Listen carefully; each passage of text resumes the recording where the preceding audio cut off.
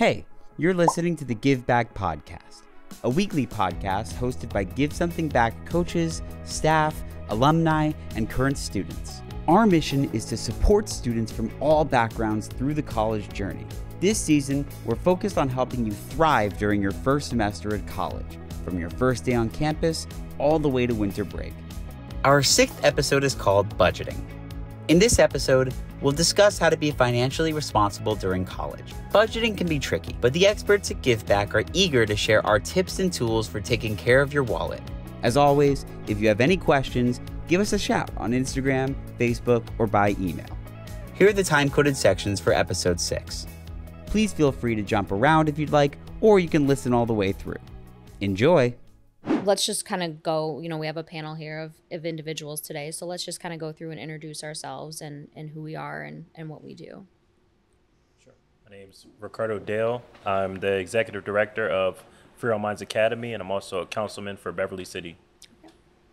I'm Chad Carr. I work with Give Back primarily in our business office. So I do a lot of work with our financials, with our budgeting, do some other boring stuff with HR and that sort of thing. But been involved in business for most of my life and been working with budgets for most of my life. So I am Kelsey Novak. I'm the program director for Illinois with Give Something Back.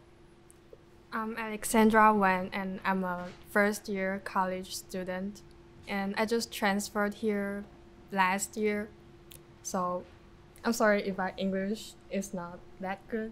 You're doing fantastic. Thank you for being here.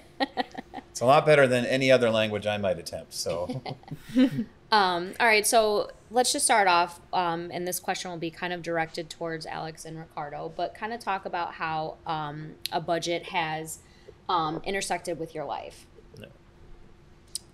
I would say the way a budget intersected with my life, my first, experience with a budget was in college. And the biggest thing that I would say to that is figuring out balance. Mm-hmm. I went through 3 waves when it comes to budgeting. And, my first wave of budgeting was scarcity.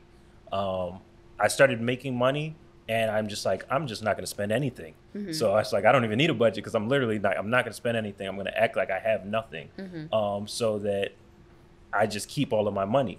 Then I went to a space where I was a little bit more, careless. And I'm like, okay, I'm making money. I could be buying things. I could be spending things. Before I was finally able to get to a space where I found a balance and was like, okay, I don't need to hold on to everything, but I also don't need to just be spending it carelessly. How can we find this middle ground? And that was probably my junior year in college where I finally got to a space where I was really accounting for how much money am I putting out, and how much money am I bringing in, and what that looks like on a month-to-month basis and on a yearly basis. But the biggest thing that I say I would take away from my experience with budgeting initially was just figuring out that balance and having to go through those waves before I found it. And for you, did you kind of figure out a budget what it was on your own, or did you have somebody to kind of help and guide you and tell you this is what you're bringing in and these are the necessities that you should be spending it on? Yeah, so the first person, I don't remember the full conversation, but the first person that really talked to me about a budget was Dominic. Okay. Yeah, because I wanted a car, and I think he talked to me about my budget before I wanted a car. Okay. But especially when I started talking to him about wanting a car, he spoke to me about what that's going to entail. And it's so easy to say you want something and not really think about there's gas with that, there's insurance, random things happen. But when you're just a college kid, you're just I can figure out the money to get the actual car so I can have a car, but that's not a reality. So that was one of my first experiences with budgeting and how, I got assistance with learning that. Okay, so kind of having a plan, you knew your end goal was I want a car. Yeah. So a plan of saying, okay, in 5 months, I want to be able to save up X amount of dollars to be able to purchase this car. So Shout out to Dominic from Give It Back to for sure help out Ricardo with that budgeting process. Yeah. And what about you, Alex? I think I'm still learning to budget, but for example, last semester when the semester just began and we have to buy textbooks, but if I buy a new book, it will cost a lot, like $100 or more. So I tried to look up online, and like I went to eBay or Amazon, like to see if there's second-hand or used books. So and then I found one. I got it for like $5. So it saved me almost $80 Yeah, for that's that a lot. book. Yeah. Yeah. So let me ask, I'm really for everybody, but I'd like to start with you. Do you have an actual handwritten or in a computer budget that you work with? I don't, but I keep my accounts with Okay. a app. So you're aware of what you have in the bank account, Yeah. but you don't have a written Oh, no. budget or plan. How about when I'm guessing you do now, but when you were that, sophomore, junior in college and having those different relationships, did you keep an actual written, or like either in a spreadsheet or on a piece of paper, or how did you actually budget, or did you actually budget? Yeah, so I really didn't budget until, like I said, like that junior year talking with Dominic. I kind of attempted it slightly, still didn't really have a full budget, but I took a swing at it briefly, and didn't truly get, a grasp of my budget and my finances until after graduating college. And do you keep a written budget now? Now I do it online, like Do I you? have a Okay. spreadsheet. Yeah. Because I think for me, well, first, do you keep an actual written budget, or? I have a written budget for my household. I have Okay. one for work as well. It's on Excel, and I typically look at my personal budget probably once a year, which is not ideal. You should do it more. But same thing with Alex. Like, I know what's in the account and roughly what's coming out. So Yeah. I do it more on my banking app. And I think for me, when I was young, that's exactly what I did too. And this was in the days when you'd literally have to go into the bank and ask them what you have in your account, or You had a check register. we had a check register. We had all these things. You could go to the ATM and see how much you have, right? But that was what I did. Like, if there's money in the account, can I spend it? And I think one of the early learning experiences for me was you can spend the money in the account, and then you've forgotten about something that's going to come up that you should have known was going to come up. It's not really a surprise, but you spent all the money, right? Especially in the old days when you couldn't check all the time, or your payments were, or you'd write a check for somebody for $200, and then they wouldn't cash it for a while, so the money's still there, so it feels like it's there, and that got really, really, really hard to manage, and it was always from this point of scarcity, right? You talked about scarcity, like, I'm not going to spend everything. For me, it was scarcity, like, I'm going to spend everything, and then the money is scarce. Which it feels like that's sort of where you are in your journey, right? Like, you're like, how do I spend less so that I have something to plan for, Yeah. right? It probably doesn't feel like you have a lot of extra to be able to plan for things, which, makes sense. Do you have a job? No, I'm trying to look for one. Okay, so I mean, your disposable income is little, right? Not much, right? Not much.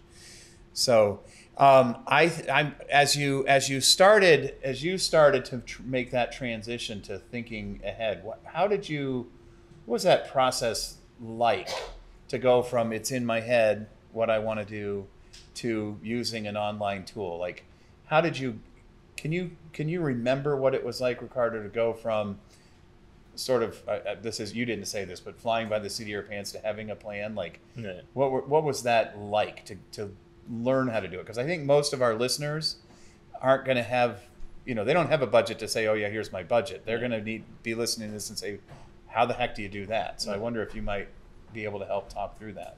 Yeah, I think the first part, and I'm gonna kind of be transparent with, like I said, it's just like a trial and error. It's not like I figure out exactly what works for me and I have my finances to a T right away the first time I try to do it. It really was attempting to put together a budget, maybe giving up on that budget and going back to not really paying attention as much, and then going back and saying, no, I have to do this, and tighten it up again, and kind of just going back and forth until you find something that works for you, and until you can really stay disciplined on, like, I'm going to stick with this.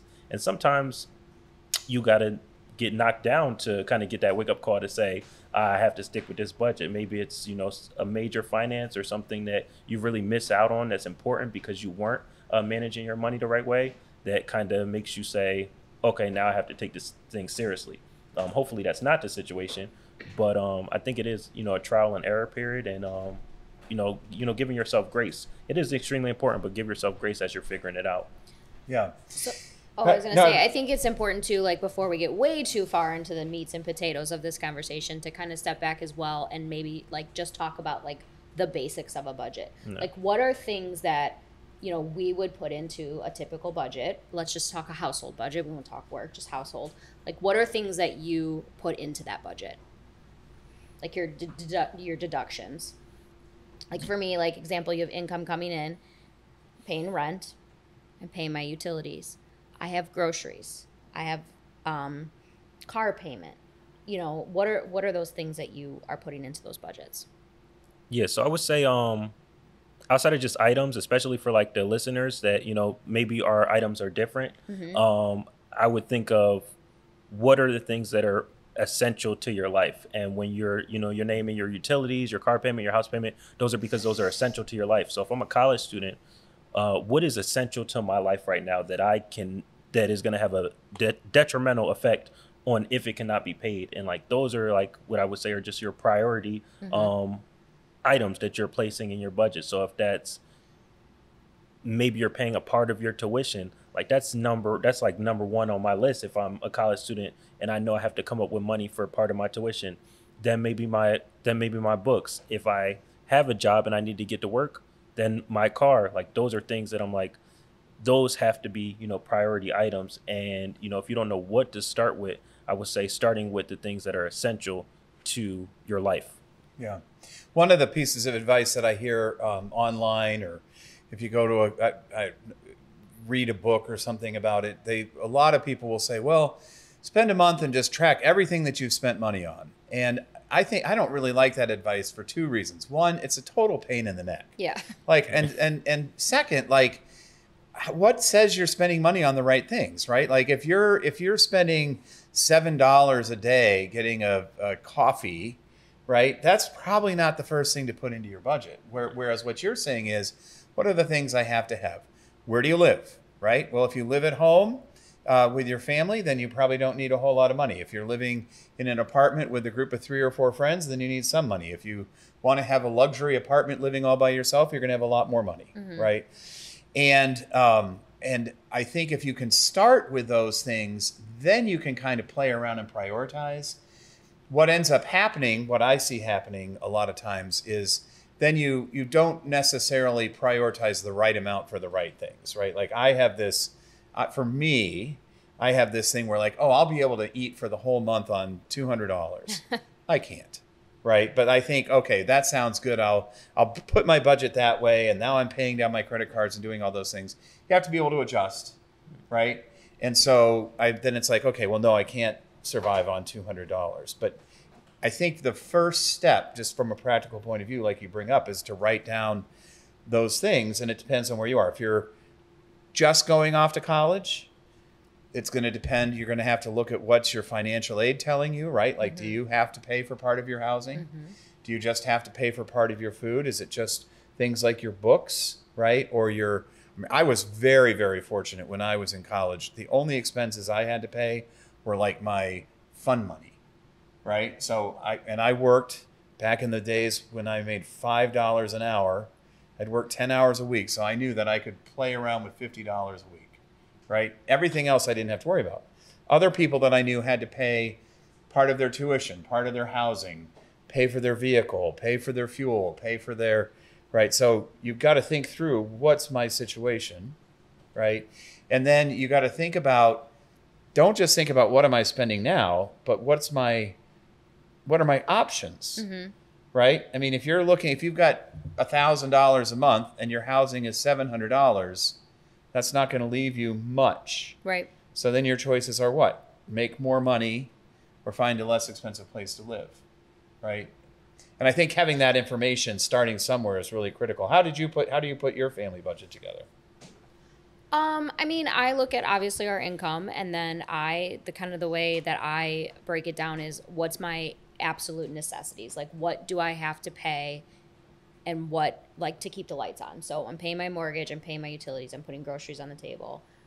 We've got our cars, that type of stuff. And then once those necessities are paid for, I budget the rest as, here's $100 that we could go out to dinner. Here's $100 we could take, the kids to a park, stuff like that. So like I kind of put those unnecessary expenses towards the bottom.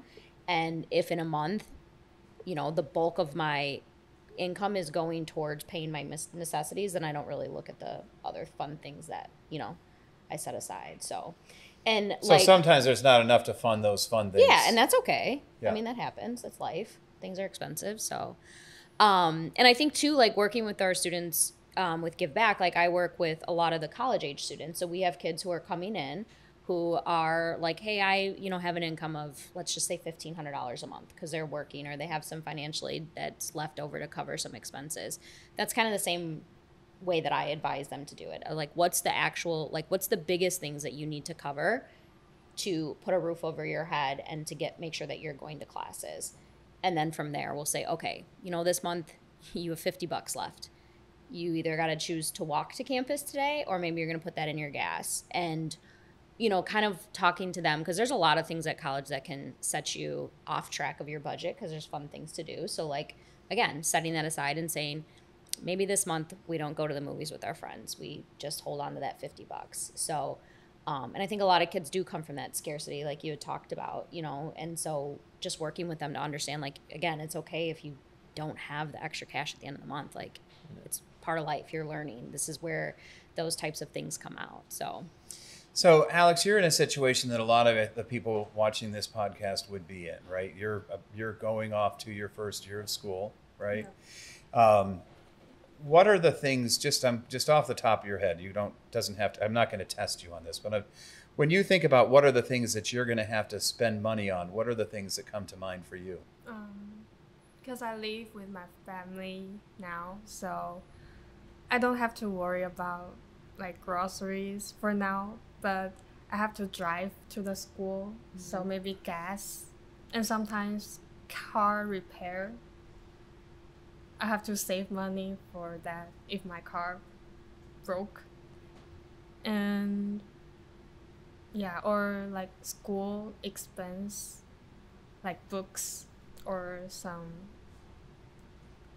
like materials for the course. So let me ask, and everybody's situation is different, but you brought up a couple good points, right? Like groceries, not a problem, car. And when we think about the gas, which is a ton of money now, right? It used to not be, but it's a ton of money now. But so saving, you mentioned saving up for car repairs, right? So how do you, what from a practical point of view, how do you plan to do that? You know that it's a good idea to do it. What will be your plan, or what do you think your plan will be for how to do that? Like, I try my best to save money or to spend less money like other stuff like entertaining or like something I like, not my first option. So, but I don't think it's a good plan because you still need to like relax sometimes. Yeah, if you just live on the scarcity like Ricardo did, it's not that much fun. Yeah. But okay, one more follow-up question on that, and I just kind of to think about it and to give something for our listeners to think about is, so now let's say you're on that track where you figured out I'm going to save $50 a month towards future car repairs. I'm totally making that up, but let's say you figured out how to do it. Where are you going to put that money so that you don't spend it on something else? How are you going to manage that money that's for a future expense? I think I will still save that money in my bank account, but I'll keep in mind to not spend that $50 just in case my car has some problem. So one of the things that I think, and different people do it different ways, but I think it's really, really helpful to have a way when you're trying to save for something for the future to figure out how to separate that out. And I've heard people do different things, like the jar method or the envelope method, where they'll have an envelope or a jar where they'll just take maybe it's $10 out of a paycheck and stick it in there, and that's for a future vacation, right? And it doesn't feel like a lot, right? But it's in that jar and you're not supposed to open it. Of course, me, like the first time I want to do something, I'd go open that jar. So I put it somewhere much harder to get to, like in a bank account, right? Where I'm saving up in a separate bank account, which when you're young and in college, you shouldn't have to pay fees for a small savings account, right? And that way, it's not right there when you have those temptations, right? Like, oh, I want to go out with my friends. There's this great thing.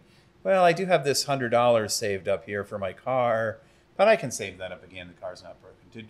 How did you manage that as you've gone through this phase? Do you keep things separately, or? Yeah. So even now, I keep the majority of my money in a savings account, and for me, I'm still like a little on the cheap side. So like I'm in my specific checkings account is like exactly what I feel like I need for, that month, sometimes even like that specific 2 weeks, so that you're not overspending. I'm not overspending. Like I'll let it get like close to zero to know that I don't really need to be spending any more money before I, put it back in, put any money that I need from my my savings account. So I try to be really really strict on that, just because of, my goals with saving and, financial security. So the chat's a little hot over here. So Okay. There is a question from Frank from Michigan.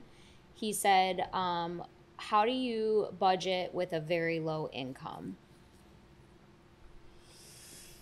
Boy, it's really hard to make that transition from, like just living from moment to moment to moment.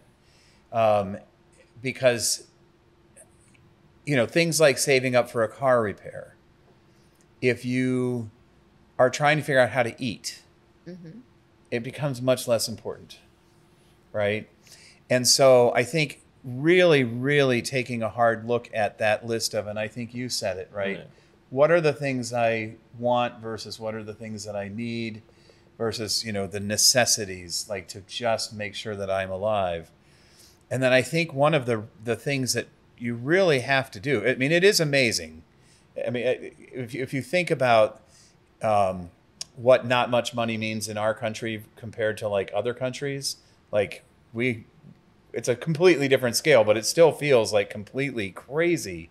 So you may need help. Like you may need help figuring it out. And I think too, like, a lot of our listeners are college age students or about to be college age students. So, and we've talked a lot about in previous episodes about resources. Like there's tons of resources on college campuses that are free. So, there's typically like a food pantry that you can go to, or again, there's clubs that always give out free food. So finding those, but then there's also local resources as well, to find help with utilities. Like where I live during COVID, if you had issues paying your bills, you just went to the gas company and said, hey, I need help. And they're like, here you go.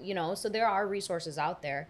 Again, I think it's finding your people and your supports to be able to tap into those. But, there's a lot of things out there if you don't have a ton of money to help support. Yeah, I think that's and figure out who to ask for that help, right? Yeah. Because a lot of times it's embarrassing, right? And so you keep it to yourself. But to your point, at your college, there are going to be people who can help point you to resources. With Give Back, with our coaches, they can help you figure out where are those different resources, and they are there, right? There can be. You always want to be very careful, but there are times where maybe it makes sense to borrow for short-term things. You may have to make some hard decisions too about, do I need to work more? Do I need to not live in as nice a place, right? But I think, how do you learn that, right? It's how do you learn those things, which you give some good ideas about. And Ricardo, you work with youth, Yes. right? Are there any resources that kids have come to you and said, hey, I really need help with this? Like, are there any resources that you've been able to point them in the direction of? So one of the biggest things that, the kids that are often coming to me are like their necessities, like whether it be food or clothing.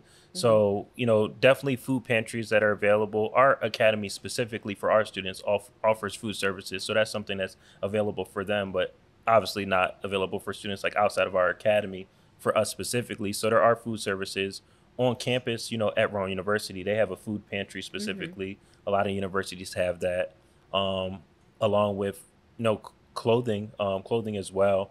And I think when you're talking about how do you budget with very low income, just really tapping into like your resources. And for me it was what I call, even by definition, my social capital. So I didn't have a lot of money while I was in college, but I did extremely well at connecting with people who could assist me with things that I needed in specific areas. So really, it even comes down to a little bit of like networking, not to get too deep Yeah. into it, but No, that's great. yeah, really building that community and really building that network of people so that, even though I don't have, money per se, I know who to go to for certain things.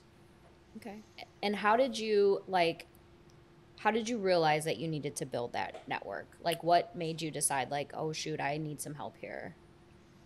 I would say I learned by experience. I think I was like naturally social, and I realized how my transparency and ability to connect with people put me in a position where I built this pretty strong community. And then once I realized how much easier my life is when I have people that I can build with and work with, I kind of just tapped into that and continued to be able to build that for the most part. Okay. Great. And I had a second part too. Yeah. When it comes to like just budgeting with a low income, also what we said before, like prioritizing what is extremely important, but not dismissing wanting to have a social life. I think especially for a college student, just getting a little bit more creative. So like you're a college student, you want to still be able to have clothes, and maybe you don't want to go to like a pantry, but looking for cheaper places to shop or going thrifting. I want to go to events. Maybe I'm not going to all the events that cost money, but I'm going to the cheaper events. Me in college, I'm a guy, I want to go out and date, but I don't have a ton of money to be spending on dates. I'm going to get creative. We're about to be painting in the park. Yeah. And knowing like different ways to, get creative with a little bit of money. And that's a good point. Like you have to understand like there's a difference between, being frugal with your money, which means, you're maybe looking at other options to go buy your clothes. Like you may go to a thrift store instead of go to like Kohl's or something like that, or there's moderate, like you're okay with spending a little bit extra money, or there's like, you're just balling and you're just spending money because you got it. Right. So I think it's important to know that, like you said, you may not have a ton of it, but there's ways to spend it frugally and keep on track with that. I think another big area, and this ties into a podcast that we did earlier, we were talking about things like, what does it take to start being adult? What are the things you need to know how to do? And I think if you have not cooked some food for yourself, it's really, really hard to figure out how to be on a budget. Yeah. I mean, I'm amazed. Like you can't really go out and get lunch for less than $12-15. Well, if you're living on a small income, it's hard to eat 3 meals a day at that rate, right? But if you can do some basic cooking, like just a pot with some boiling water. I mean, ramen is always the standby, but you can still get a full meal of ramen for under $1, right? There's a lot of things, pastas and sauces and things like that. If you can, even I just got to stay away from the fancy organic, with the little bows on it. But you can eat fresh. You buy a bag of potatoes for $4 or $5, and so. That's an area where I think that can really help, along with things like the thrifting, thrift stores and those sorts of things. And I think that's a real practical thing that could happen because even on a campus, right, a meal plan, they don't price the meal plan at ramen noodles. They price the meal plan at restaurant prices, right? So let's go back to like talking about campus, and I'm going to look at you too, and Ricardo, because you're more of a recent college graduate than Chad and I. But like, what are some things that you can do on your college campus to improve like your financial wellness? So whether that's clubs or anything like that, like what are some things that you've noticed that is available to you as a student? So I tried to look for a job last semester, and it was quite difficult for me because I'm not very good at the language so I went to the Student Life Center on our campus. So the teacher there helped me a lot. She introduced me to some job applications or some programs, or student clubs, like student government or Rotaract Club. Okay. Yeah, I participate in clubs, and just to try to connect with people, so you'll have more opportunities to learn, or you'll get more information. Okay. And do you know if on your campus if there's any type of like a financial literacy club or an accounting club or anything like that? I'm not sure, but there's a financial aid office, so if you have any question, you can always go there or send an email to them. Great. I know the university that I used to work at, they have obviously an accounting degree, and they would work with students. Didn't matter if you were a business student or not. If you had questions about like your taxes, or you had questions about how to build a budget, like you could go in and the professors or the upperclassmen, junior and senior, would sit down with you and say, let's work through this. Like it's an opportunity for them to gain or increase their skills, but then also teach students how to do that as well. So it may not be an actual like physical club, but there's other resources that are there within the colleges of business to be able to provide those resources to students. Now, one of the things I think that comes up a lot, we've all probably heard the saying, is like keeping up with the Joneses, right? So, trying to keep up with your neighbor next to you who's got all these great things. What are some things that you can do, or what is some advice that you have for our listeners on how to be able to stay true to yourself when other people are out there next to you that maybe not have a budget or are just spending money because they can? Like, what are ways that you would stay true to yourself on your budget and making sure that you're not overspending yourself? I feel like that's something that it's really like you have to kind of look within yourself and do like some self-development, because the more confidence that you have just within yourself, the less you'll want to fit in or feel like you have to fit in with your peers. A lot of my peers, going to college, had more than me. I came onto campus as a freshman from sleeping in my friend's basement, but when I came on campus, I felt like I was that guy regardless, and I didn't have to like have a bunch of money or have a bunch of things to feel like confident within myself. I felt confident in a room with the guy whose dad was a millionaire, or even if he had his own money, I didn't feel any type of way. But I think that just came from, self-work, development, and kind of being confident in like the person that I am.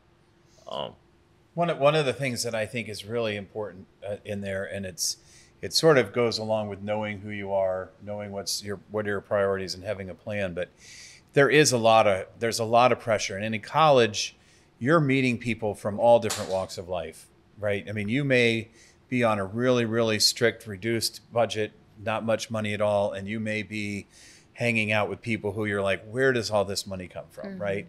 And you want to fit in and you want to be friends, right? And so people may be saying, okay, let's all go out to dinner, and you're like, yeah, I want to go out to dinner, and then they're going somewhere you just really can't afford, right? So I do think it's probably handy to have a couple outs, right? A couple ways, a couple excuses that you could use, like, oh, geez, like, oh, we're all going to go out to dinner. Oh, great. Where are we going? We're going to go to the steakhouse. Oh, geez, I am so sorry. That sounds awesome, but I just remembered I've got a test in the morning, right? But then I think the other side of that is, and you mentioned, like, there are things you can do to have fun and do things with those same friends where it's, you can suggest something that's not going to have to cost a lot of money, right? So you don't have to feel like you're a complete outsider, but you do have to find a way to say no in those situations, right? Like, well, and I think it's important to know, like, even as an adult, like there's always going to be somebody sitting next to you or across the street from you that it always has more. Like, doesn't matter. It could be, they have a bigger house, they have a nicer car, they have more money. Like, everyone's always going to have more. So, trying to keep up with that just it doesn't make any sense. Like, why constantly compete with somebody like that? Like, it's just not. And you don't know their situation. Right. I mean, that person could have the newest vehicle sitting in their driveway and they could be $780,000 in debt and you'd have no idea. So, I think it's staying true to yourself and, making sure that you're not, you set your boundaries. And if somebody says, let's go to this fancy steakhouse tonight, you're like, no, I've got other things to do. Like keeping true to yourself, keeping true to your boundaries, and just saying no.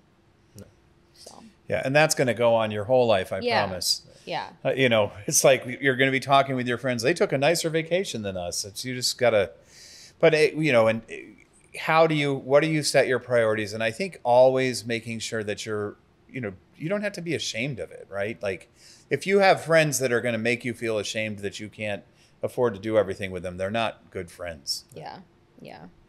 And a lot of times on campuses too, like you'll either join, not all clubs, some clubs are free, some clubs aren't. You'll have, let's say you join a hiking club, you have to pay for a trip. Like, how are those things that you fit into, like you would fit into your budget, is paying for those dues? Are you in any clubs that require dues? Not for now. Okay. Yeah, but like, I know there are many students, they have like better equipment to study. Like they have iPads, they have a really good laptop, or like AirPods, or like they have more better resources. Mm-hmm. And they don't have to like take a part-time job to afford their expenses. But I think if you don't have that much money and maybe you have to find a job to earn the money you have to spend, I think it also makes you like more mature than others, and you'll learn something from it, and it makes you more independent. Yeah. Okay. Yeah. And go ahead, Chad. Well, I was going to say this is another thought I was having as you were talking about that in terms of resources, and this doesn't apply to all of you. It doesn't apply to everybody out there, but I know a lot of the students that Give Back works with have overcome a lot of adversities, right, and have a lot of things in their background that maybe didn't give them. Maybe they were stronger because of it, but they didn't start off at the head of the race, right? They started off having to catch up. And one of the things I think is really important to know is that sometimes there are resources out there that are available that you don't know about, right? You don't necessarily know they're there. And they could be on campus in the forms of scholarships that are specific to, a specific affinity group. There could be resources. There are different agencies that have funding to help people. There are organizations, you talked about it a little bit earlier with things like paying a utility bill or helping out with emergency food. But there are, in fact, a lot of people out there that would like to help you figure out how to get from point A to point B. And having that connection, right? Having somebody to help you connect. And if you're out there, and you don't have anybody, we'd love to be a resource to help you find that. And you could reach out to us, right? You could reach out and we can tell you what kinds of resources are out there. Having an adult that knows their way around the system can be very helpful because it is, the whole going off to college proposition is a really expensive proposition. There are resources out there, but they don't, they're not necessarily flashing lights and saying, come here, because they don't have unlimited resources. Right. But, and even I thought about it because there are people out there that would say in those clubs that would say, oh, here's your situation. we'll just, quietly waive your dues because we'd like to have you in there, or things like that. Yeah. I think it's important too to, like, as we're talking about budget, talk about some of the other expenses that you have as a college student. So like we all talk about, yeah, there's tuition, there's fees, obviously.